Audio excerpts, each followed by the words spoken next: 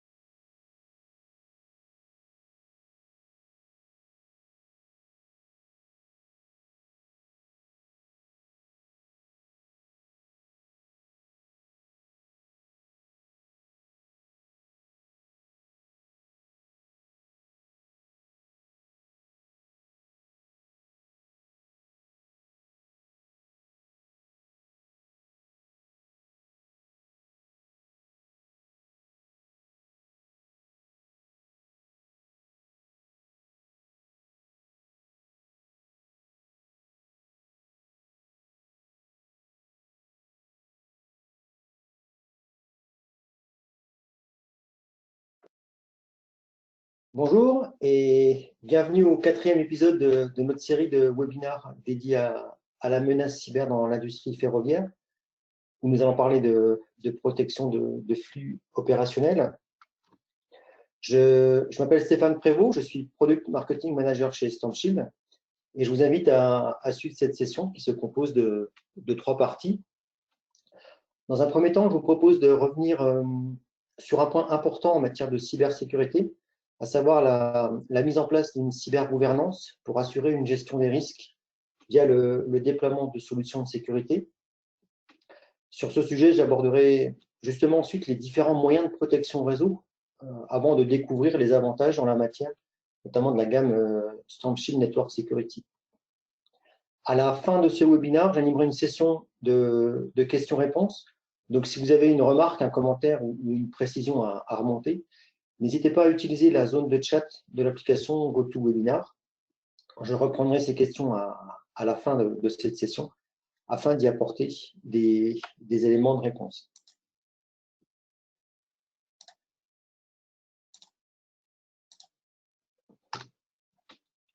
Donc, pour commencer, je vous invite à revenir sur ce que nous avions vu dans l'épisode précédent, au sujet de la cyber-résilience. Je vous rappelle que cette cyber-résilience vise à s'assurer, en cas de cyberattaque, d'un rétablissement rapide du fonctionnement du système d'information, des processus opérationnels et de l'entreprise en général. Nous l'avons évoqué au début de cette série, la menace existe pour l'industrie ferroviaire et la question ici n'est pas de savoir si on va subir une attaque, mais plutôt quand. La préparation est donc un enjeu primordial. Il y a la mise en place d'un processus de cyber-résilience afin d'augmenter le niveau de protection globale. Cette cyber-résilience s'articule autour de la mise en place d'une gouvernance en matière de cybersécurité afin d'opérer une gestion des risques globales en incluant à la fois les équipes IT et OT. Cette coopération des équipes informatiques et opérationnelles, nous l'avons expérimentée avec l'un de nos clients. Elle a montré son efficacité dans l'amélioration de la résilience globale de l'infrastructure en cas de cyberattaque. Et je reviendrai sur cette expérience client et cette coopération dans quelques instants. Mais pour en revenir à la gestion des risques, autour de la mise en place d'une gouvernance en matière de cybersécurité, nous avons vu qu'elle visait tout d'abord à identifier les actifs sensibles ou critiques. On parle ici de processus opérationnels, d'équipements ou de machines, afin de voir les moyens qu'on pourrait mettre en place pour assurer leur protection.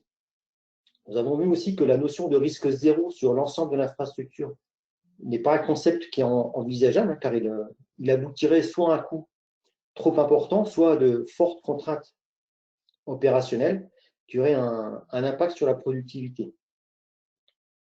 L'idée est donc de se concentrer sur les processus ou les équipements qui présentent le plus de risques en cas de cyberattaque, comme le système de contrôle d'un train, afin de réduire les surfaces d'attaque. Donc cette réduction de surface d'attaque, elle consiste à déployer les moyens de protection pour accroître le niveau de sécurité. Pour en revenir justement au système de contrôle d'un train, le but va être de faire en sorte qu'il soit le plus isolé possible afin d'empêcher un cyberattaquant d'en prendre le contrôle et de causer des dégâts sur le matériel roulant, ce qui peut, vous vous en doutez, engager la sécurité des passagers. Et lorsque nous avions évoqué les menaces dans le premier épisode de cette série, nous avons vu que ce type de scénario était tout à fait plausible. Donc, idéalement, il faudrait que ce système critique soit complètement hermétique, mais parfois la mise en place d'un projet autour de la résilience opérationnelle ou de l'expérience passager peut requérir une ouverture qu'il va falloir maîtriser, et c'est tout l'enjeu de la réduction des surfaces d'attaque, qu'il va falloir maîtriser cette ouverture de bout en bout. Ensuite, toujours lors de l'épisode précédent, nous avons découvert que cette maîtrise de l'ouverture du réseau opérationnel, elle passe par la mise en place de la politique de sécurité qui vise à définir les règles de contrôle et de vérification des accès afin de garantir, en cas de cyberattaque, le bon fonctionnement des processus opérationnels et d'assurer ainsi la cyber-résilience de l'infrastructure. Enfin, nous avions abordé le fait que la mise en place d'une gouvernance de cybersécurité nécessitait, en plus des moyens de protection, le déploiement de systèmes instrumentés qui permettaient, en plus de la collecte d'incidents de sécurité, de mesurer la conformité et les écarts à la politique de sécurité.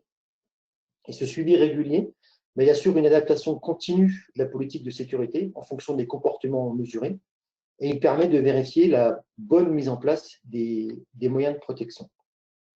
Donc, par rapport à tout ce qu'on avait vu la dernière fois, j'ajouterais juste qu'on retrouve cette approche de gestion de risque et de cybergouvernance dans la norme EN 62443, qui va servir un petit peu de fil conducteur aujourd'hui. Et cette norme, elle fait en fait de plus en plus foi dans le domaine de la protection des systèmes opérationnels. On verra au travers sur les préconisations qu'on retrouve cette norme à plusieurs endroits.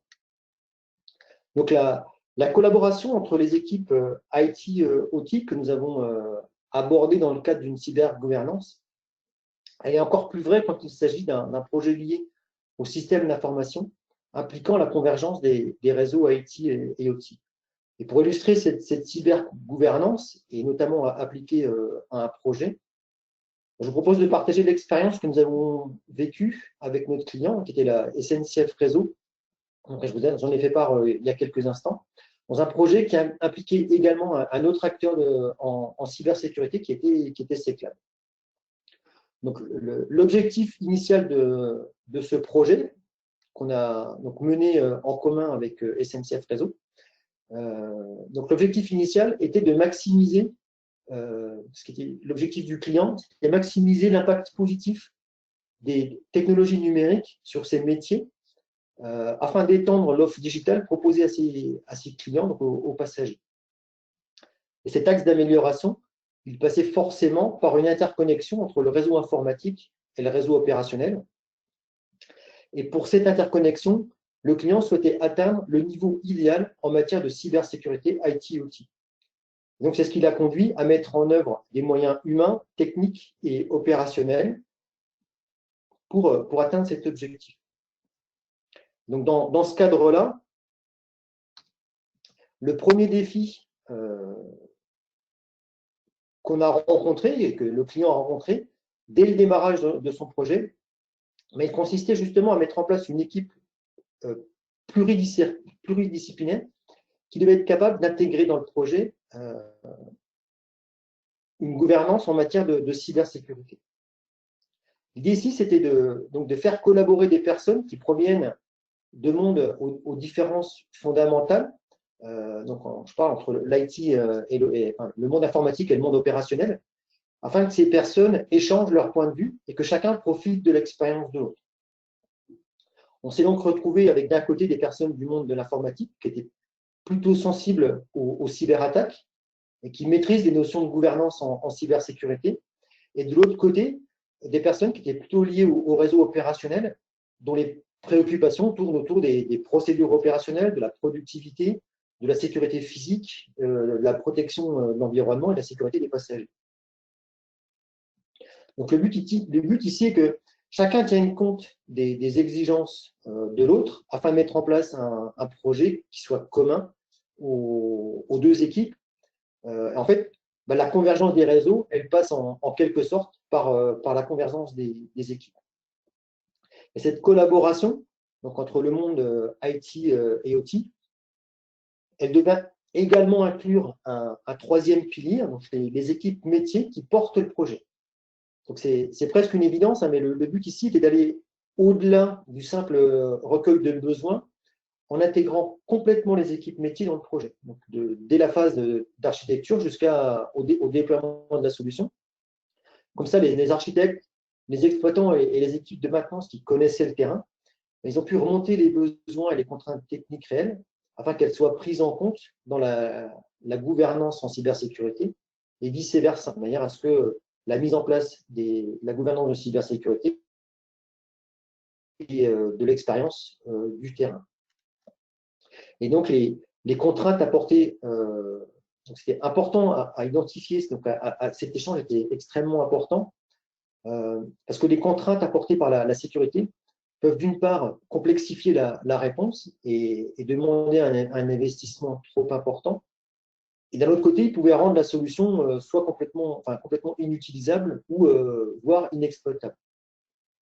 Donc, tout est ici une question de gestion du risque, qui est, comme on l'a vu, un composant de base en toute gouvernance en matière de cybersécurité. Et donc, dans le cadre de ce projet, on a fait ce qu'on appelle du security by design. Donc, en intégrant dès la phase de conception les contraintes techniques et opérationnelles, en même temps que celles liées à la cybersécurité. Tout ça, ça nous a permis d'apporter une réponse efficace, pérenne et sécurisée pour la bonne réalisation de ce projet. Donc, la solution, elle a permis de répondre aux besoins du métier en évitant de mettre en place des contraintes sécurité complètement rédhibitoires. Pardon. Et on en a rapidement parlé dans la mise en place d'une gestion des risques en matière de cybersécurité.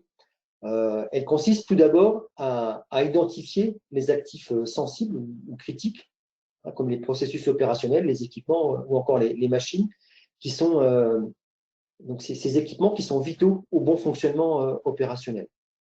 Je vous rappelle ici hein, qu'un cybercriminel va chercher à se faciliter la vie en recherchant un maillon faible et que pour des infrastructures protégées, c'est souvent plus facile de passer par le réseau informatique traditionnel pour accéder au réseau opérationnel. On va donc identifier pour ces équipements vitaux les moyens de communication qui sont connectés de manière à réduire ce qu'on appelle les surfaces d'attaque. Donc, les surfaces d'attaque, elles constituent en fait toutes les possibilités qui s'offrent à un cybercriminel pour mener son attaque, donc pour accéder à sa cible. Et donc, on peut les regrouper en 4 catégories. Donc, la catégorie humain, où on va passer le vecteur, la surface d'attaque, c'est un humain. Donc, le principe ici, c'est de sensibiliser les collaborateurs. Ensuite, on a les catégories de type réseau, logiciel et physique. Donc, chacune a ses propres spécificités. Par contre, ce qu'il faut noter, c'est que la frontière entre chaque catégorie, elle est assez ténue, puisqu'on peut avoir des combinaisons entre ces différentes catégories de surface d'attaque. Pour prendre un exemple, si un cybercriminel veut mener une attaque pour corrompre les commandes opérationnelles, donc modifier les commandes opérationnelles qui sont envoyées aux machines, on est ici typiquement sur une surface d'attaque de type réseau. Mais pour accéder à ces catégories d'attaque de type réseau, souvent le criminel il est obligé d'installer un logiciel. Et pour ce faire, il va soit utiliser une clé USB. Donc là, on va plutôt être soit dans la catégorie humaine, c'est-à-dire qu'il va laisser sa clé USB dans un parking en espérant qu'une personne va la récupérer et va venir la brancher sur une machine connectée au réseau opérationnel. Ou alors, on va rentrer aussi dans la catégorie physique si le cybercriminel tente de pénétrer dans les locaux et d'accéder physiquement à la machine pour installer le logiciel. Ou alors, on peut aussi le cybercriminel peut aussi infecter ou lancer son logiciel malveillant pour corrompre les commandes opérationnelles en infectant une application via cette fois-ci en utilisant une surface d'attaque de type logiciel. Donc on voit que les combinaisons sont multiples et donc la réduction des surfaces d'attaque accès possibles aux actifs les plus critiques dans le but de déployer des solutions de sécurité pour les protéger. Donc, je vous propose ici d'illustrer ce point en reprenant l'exemple du système de contrôle de vitesse d'un train que j'avais utilisé dans le précédent épisode.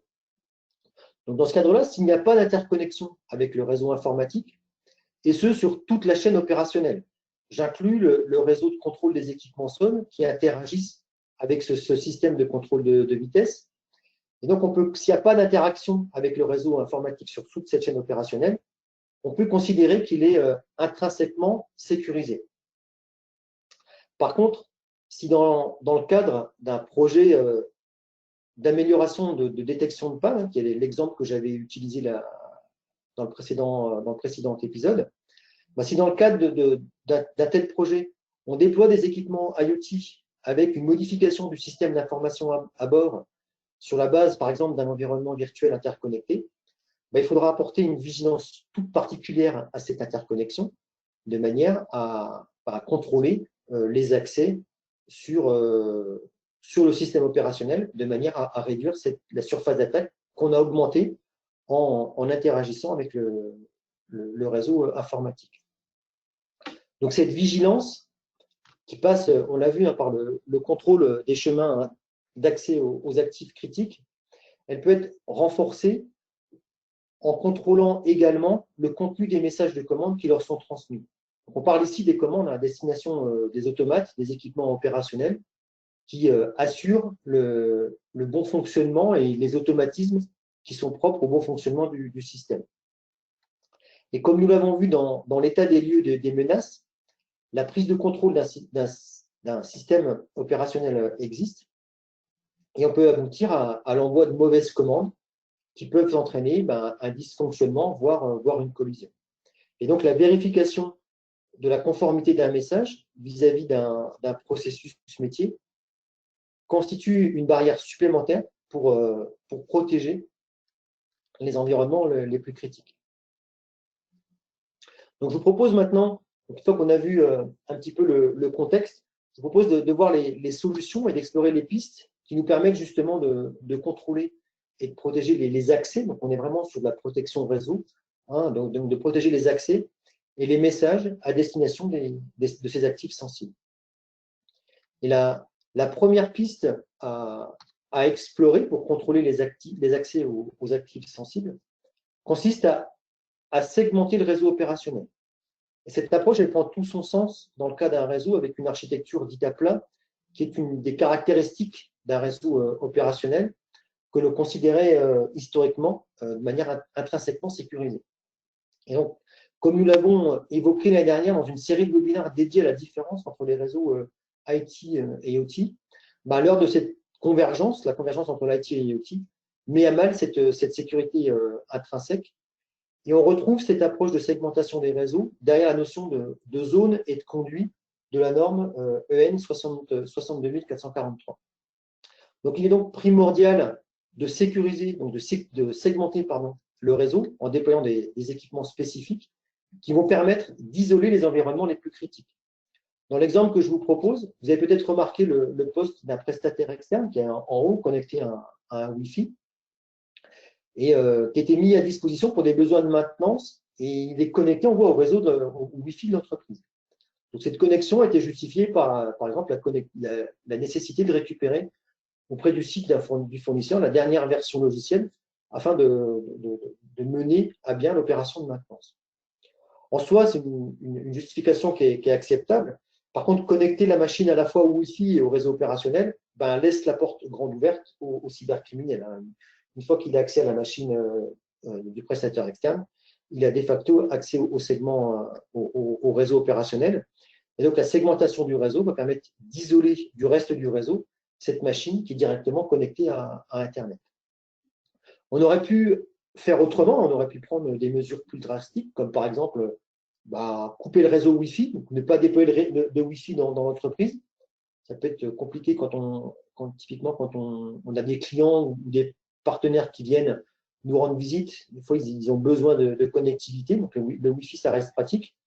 On aurait pu désactiver le Wi-Fi sur le poste, donc ça a une incidence au niveau des équipes informatiques, ou encore dans les locaux qui permettent d'avoir accès au réseau opérationnel, on aurait pu cacher tous les câbles réseau ou les mettre sous clé afin d'éviter qu'on puisse facilement connecter cette machine au réseau. Et bien, en fait, la segmentation de réseau, elle constitue ici une solution qui est moins contraignante, plus pérenne. On va déployer un équipement. Et donc, si on veut un équipement pour segmenter le réseau, et si on veut ajouter une autre machine au réseau opérationnel, il va falloir passer forcément par cet équipement de segmentation. Donc, ce type de protection, il offre la double capacité d'une part de bloquer la propagation d'une attaque et d'autre part de complexifier la connaissance du réseau opérationnel. Donc, en effet, pour bloquer la propagation d'une attaque, l'attaque, elle ne pourra pas se propager au réseau isolé. Elle va se propager, si elle arrive sur le segment informatique, on voit ici, il y a 3 niveaux de segmentation. Donc, elle va être cantonnée sur la partie IT. Et donc, on est bien loin des process. Et puis, d'autre part, elle va permettre aussi de complexifier la tâche à l'attaquant, puisqu'il va devoir opérer des actions supplémentaires pour aller découvrir le réseau. Une fois qu'il a accès à une machine, il voit le réseau qui est directement connecté. S'il veut découvrir le réseau opérationnel, il va falloir qu'il se déplace et donc potentiellement laisser des traces. Et donc, on constate enfin sur la droite du schéma qu'il est possible de segmenter le réseau opérationnel au niveau le plus bas, donc au niveau des automates, pour, par exemple, séparer 2 processus métiers qui sont différents. Donc, une première piste autour de la segmentation des réseaux, donc pour isoler les machines critiques. Et la seconde piste, alors on retrouve ces 2 pistes dans la norme EN 62443, et notamment cette norme EN 62443, elle recommande de positionner un pare-feu en extrémité de chaque zone pour assurer l'étanchéité et le cloisonnement des réseaux, ainsi que l'intégrité des données. Donc, cette seconde piste, vous avez compris, elle va un cran plus loin en matière de niveau de protection. Et elle va permettre de contrôler à la fois les accès et le contenu des messages. Donc, on note que tout d'abord, un pare-feu, il va être capable intrinsèquement, je dirais, d'assurer la fonction de segmentation de réseau, puisque c'est en contrôlant les flux, on va de facto isoler les réseaux les uns par rapport aux autres. Et donc, il va assurer de la segmentation en plus de ces contrôles de flux. Donc, si je reprends l'exemple de notre prestataire externe, on va être capable de l'autoriser à envoyer des messages ou de ne pas l'autoriser à envoyer des messages aux équipements opérationnels. Donc, il va pouvoir se connecter, par exemple, pour faire certaines opérations sur les postes de contrôle, mais il ne pourra jamais envoyer de message aux équipements opérationnels. Pardon. Donc, ce type d'équipement multifonction, donc les pare-feux multifonctions, ils offrent d'autres moyens de protection grâce à l'inspection en profondeur des paquets réseau. On parle ici en anglais de Deep Packet Inspection, c'est un terme qu'on peut rencontrer aussi dans le domaine. En fait, ça assure une augmentation du niveau de protection. Et donc, en augmentant le niveau de protection, on va diminuer la surface d'attaque. Donc, les solutions les plus abouties dans le domaine, elles garantissent 3 niveaux de protection supplémentaires. On va d'abord trouver le contrôle protocolaire qui va s'assurer que les messages transmis sont bien conformes aux standards du protocole réseau utilisé, comme Modbus, Ethernet IP ou Profinet, et que le contenu de ces messages n'est pas détourné pour véhiculer une attaque réseau. Ces équipements sont aussi capables de vérifier que les messages contenant des commandes d'écriture ou de modification ne sont autorisés que depuis les postes d'ingénierie, par exemple. Et les autres postes du réseau opérationnel, alors bien sûr avec une attention particulière pour celui du prestataire externe, sont quant à eux autorisés, on pourra les autoriser à envoyer des commandes de lecture de valeur pour assurer du monitoring du processus opérationnel. Et enfin, dans certains cas, ils peuvent aussi assurer de la prévention d'intrusion, donc bloquer des menaces réseau au moyen de signature. Donc, on va identifier une menace et donc avec une signature. Et donc, dès qu'on va identifier la menace, on va dire au pare-feu de bloquer le flux. Et enfin, l'inspection en profondeur des paquets réseau, on le dit packet inspection, il est utilisé aussi dans certains cas pour étendre le contrôle au processus métier. Le principe ici, c'est d'empêcher l'envoi de commandes avec des valeurs qui ne correspondraient pas au processus métier ou qui viseraient à détériorer une machine. Donc, pour illustrer cette particularité, je propose de prendre l'exemple d'un sous-système de surveillance d'air dans un métro. Par exemple, on pourrait maintenir un débit d'air renouvelé en empêchant, entre guillemets, la fermeture complète de la vanne qui laisse passer ce débit d'air. Et cette vanne, elle est commandée par un système de régulation d'air. Et donc, notamment, on voudrait empêcher qu'elle se ferme complètement, notamment lors du passage en mode nuit. Donc, pour ce faire, on va vérifier que la valeur envoyée à la vanne de contrôle de l'air neuf, elle ne descende pas en dessous de 10 ou 20%, par exemple, afin de garantir un renouvellement minimum de l'air, même pendant la nuit. Donc, c'est des choses qu'on va être capable de faire donc, pour garantir la mise en place d'un processus métier. Et puis enfin, cette technologie d'analyse en profondeur et de reconnaissance de schémas de données, on parle ici de patterns, elle nous a permis aussi de développer des contextes d'analyse pour un protocole opérationnel propriétaire qui était justement dans le cadre du projet client dont j'ai évoqué l'existence en début de cette session. Donc, je vous invite maintenant à découvrir rapidement les solutions StormShield Network Security ou encore SNS, qui se déclinent sous la forme de 3 gammes produits pour l'informatique, l'IT, les réseaux opérationnels, l'OT, et le virtuel, et qui offrent l'avantage d'avoir le même firmware, garantissant ainsi l'homogénéité des politiques de sécurité convergente en matière d'IT et OT, et donc de maîtriser complètement la courbe d'apprentissage quant à l'administration de ces solutions. Donc, les solutions StormShield Network Security, vous vous en doutez, ce sont des pare-feux multifonctions ou UTM. Elles constituent, donc on l'a vu, une réponse à la segmentation de réseau et au contrôle de flux. Je rajouterai juste au niveau du contrôle des accès qu'il offre la possibilité de filtrer des flux en fonction des utilisateurs. Donc, on ne va pas uniquement se baser sur autoriser une machine à envoyer un message à une autre machine, mais contrôler que l'utilisateur qui s'est connecté à la machine qui initie le trafic, c'est bien une personne qui est autorisée à le faire. Et donc, ça permet d'ajouter un contrôle supplémentaire sur l'origine du message. Donc, par exemple, on va pouvoir autoriser le poste du prestataire externe qui est connecté au Wi-Fi à communiquer, donc, bien sûr, avec un nombre de postes restreint sur le réseau opérationnel, donc en maîtrisant les destinataires, mais tout en s'assurant de l'identité de la personne qui est derrière le poste du prestataire externe, en ayant authentifié cette personne. Donc, on peut noter aussi sur les fonctions de contrôle d'accès de segmentation réseau la particularité des solutions StormShield Network Security au niveau des facilités de déploiement. En effet, quand quand on déploie une solution pour faire de la segmentation de réseau ou pour faire du contrôle de flux, ça nécessite de modifier l'architecture du réseau. On va être amené, par exemple, à modifier le plan d'adressage. On va être amené à rediriger le trafic vers le pare-feu afin qu'il puisse assurer le contrôle de flux. Donc, dans ce contexte-là, on parle généralement de routage. Donc, on va modifier la structure du réseau, enfin l'architecture du réseau, pour mettre en place un nouveau type de routage. Eh bien, les solutions SNS, elles facilitent grandement tout ce travail, tout simplement parce qu'il n'est pas nécessaire. Avec ce qu'on appelle la fonction, le mode de routage transparent, donc qui est intégré aux solutions SNS, on va être capable de déployer le pare-feu de manière à ce qu'il assure l'isolation des réseaux, donc la segmentation des réseaux, en même temps que le contrôle de flux, sans modifier l'architecture du réseau. Il suffisera juste de brancher des câbles réseau sur des interfaces différentes. Donc, on va faire de la segmentation avec potentiellement des switches. Donc, après, on va connecter un câble réseau sur une interface différente pour assurer l'isolation. Et on pourra également faire du contrôle de flux entre ces différents sous-réseaux.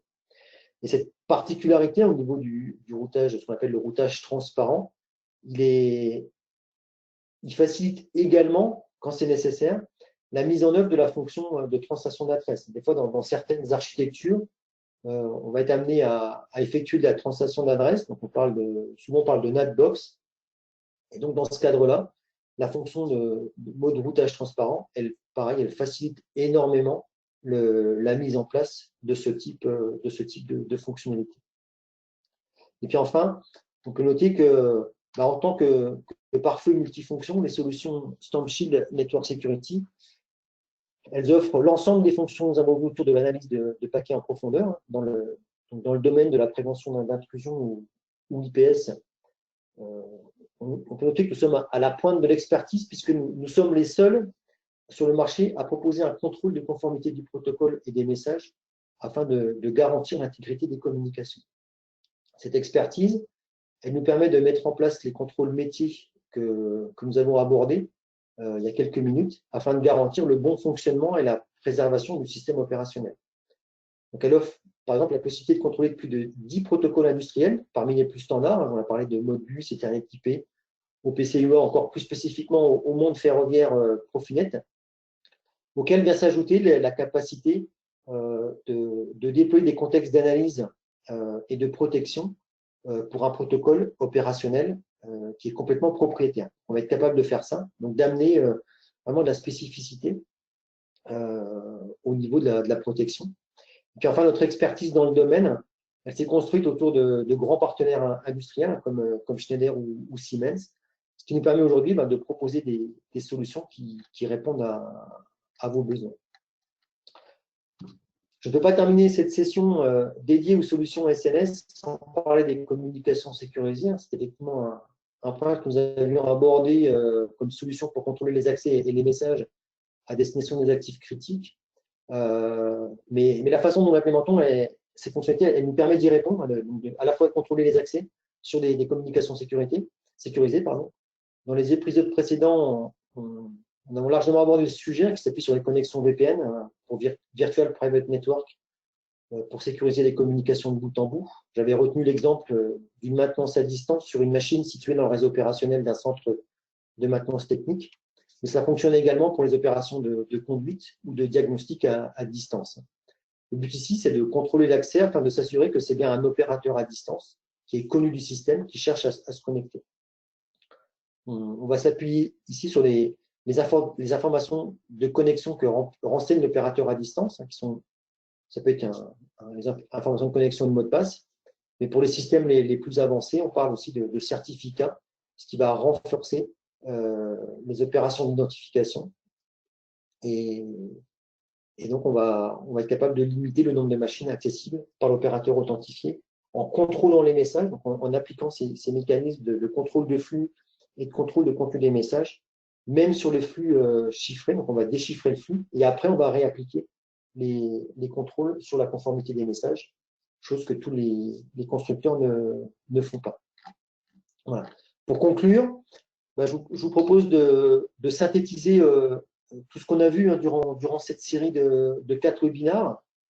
Dans un premier temps, nous avons passé une session complète à dresser l'état des lieux des menaces cyber du monde ferroviaire pour découvrir que ces infrastructures étaient désormais le quatrième secteur le plus visé. C'est qu'on avait découvert d'après une étude de Thales et Virent qui est sortie en octobre 2019. Ensuite, le sujet de la cyber-résilience et de la mise en place d'une gouvernance cyber autour d'une gestion globale des risques constitue un petit peu le fil conducteur de notre série. Nous avons d'ailleurs vu aujourd'hui l'importance de cette approche globale qui doit se décliner dans tous les projets de convergence IT et IoT avec une réelle réflexion sur le security by design. Nous avons vu que cette gestion des risques, elle s'appuie sur des points de vigilance autour de l'identification des actifs critiques, du contrôle des accès et des messages, ou encore le type de périmètre à protéger afin de mettre en œuvre la politique de sécurité. Puis nous avons vu comment les produits StormShield permettaient de réduire les surfaces d'attaque en augmentant le niveau de sécurité de l'infrastructure. Nous avons notamment découvert que la solution StormShield Management Center offrait un point unique de gestion de la politique de sécurité réseau pour aider les administrateurs ou les opérateurs à gagner en productivité sur leurs tâches répétitives afin de pouvoir se focaliser complètement sur la gestion et le paramétrage de la politique de sécurité réseau. Et puis aujourd'hui, enfin, nous avons vu que les solutions StormShield Network Security offraient une gamme complète de protection de réseau avec une réelle expertise dans les réseaux opérationnels, quel que soit l'environnement, qu'il soit physique ou virtuel. Donc cette session, cette série est maintenant terminée.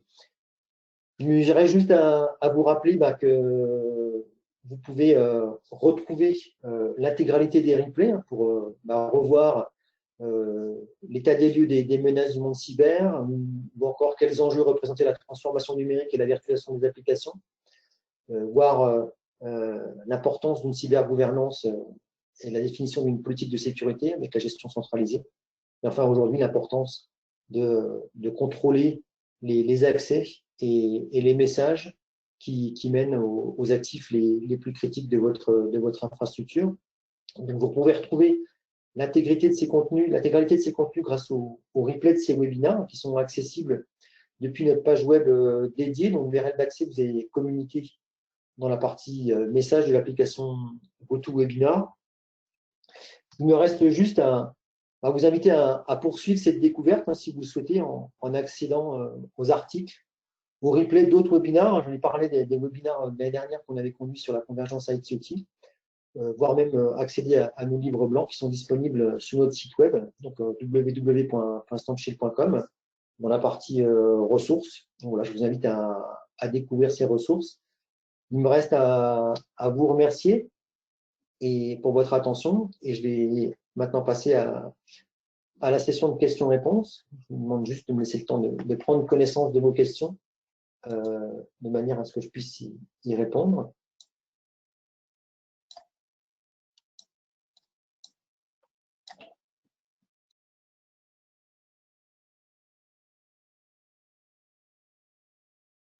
Une première question qui concerne la segmentation de réseau. Est-ce qu'on peut se contenter de faire que de la segmentation de réseau? Alors, je l'ai dit, oui, c'est un must-have. Il faut commencer par là, notamment sur les réseaux opérationnels qui sont à plat. Donc, il faut segmenter, il faut isoler les parties les plus critiques pour, on l'a vu, limiter la propagation d'une attaque. Après, le fait de rajouter des contrôles d'accès, de rajouter des contrôles sur les messages, ça va permettre de renforcer le niveau de sécurité et donc, en rajoutant des barrières et donc de diminuer la surface d'attaque qui est proposée aux cybercriminels. Donc ensuite, j'ai une question sur comment se passe la mise en place de contrôles pour les protocoles propriétaires. En fait, on va passer par… donc c'est assez technique. On va passer par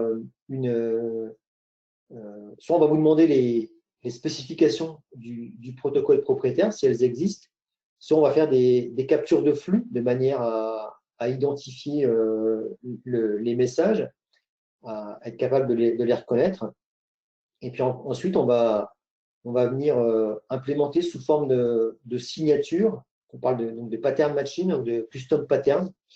Donc d'implémenter ces signatures dans notre système de manière à être capable de reconnaître le flux pour après apporter, autoriser ou non le trafic, ce type de trafic en fonction des machines, donc d'un flux, donc une machine émettrice vers une machine destinatrice.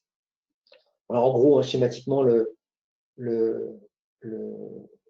la façon de faire, ça permet d'être, on a moins de contrôle forcément que sur les protocoles dits standards, comme Modbus ou Profinet, où là, on va être capable vraiment de reconnaître la structure du protocole, on va être capable de reconnaître les valeurs, ou du moins le type d'action qui est envoyé aux équipements, et donc être capable de bloquer des flux en fonction de ces valeurs-là.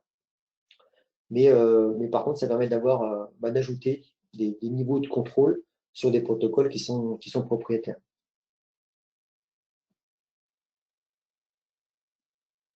Voilà, peut-être encore quelques instants, voir s'il y a une autre question. Ouais, donc une dernière question sur que savez-vous faire sur Profinet. C'est assez vaste, on risque de rentrer dans la technique sur ce sujet, c'est qu'il y a plusieurs types de protocoles au sein de Profinet, on est capable de les différencier. Et donc pour plus d'explications sur ce protocole-là, on a vos coordonnées de par votre inscription sur notre webinaire, donc on va reprendre contact avec vous pour échanger et voir quels sont vos besoins en matière de protection sur ce type de protocole.